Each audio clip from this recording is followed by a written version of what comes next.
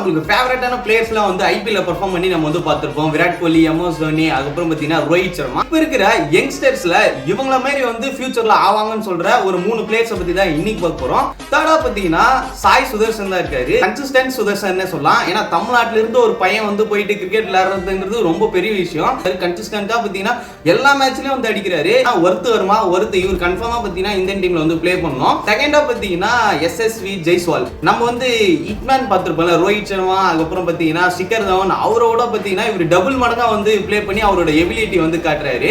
அது மட்டும் இல்லாம அந்த ஆஸ்திரேலியா டெஸ்ட் சீரிஸ்ல பார்த்தீங்கன்னா அவர் அக்ரஷன் வந்து எல்லாருமே வந்து பார்த்து என்ஜாய் பண்ணிருப்போம். ஐபிஎல் இருக்கட்டும், அவர் பார்த்தீங்கன்னா ஃபியர்லெஸ் கிரிக்கெட்டர்னே சொல்லலாம். அவரும் பார்த்தீங்கன்னா அடுத்த இந்தியன் டீம்ல ஒரு மெயின் பிளேயர் ஆகணும்னு நம்மளுக்கு எல்லாருக்கும் ஒரு ஆசை. ஃபர்ஸ்டா பார்த்தீங்கன்னா இந்த ஐபிஎல்லையும் போன ஐபிஎல்லையும் பயங்கரமா பெர்ஃபார்ம் பண்ண அபிஷேக் சர்மா. அவரோட கோச்சே பார்த்தீங்கன்னா யாருன்னு பார்த்தீங்கன்னா நம்ம யுவராஜ் சிங் தான். அப்ப அவரோட பேட்டிங் ஸ்டைல் தான் பார்த்தீங்கன்னா இவருக்கு வரும்.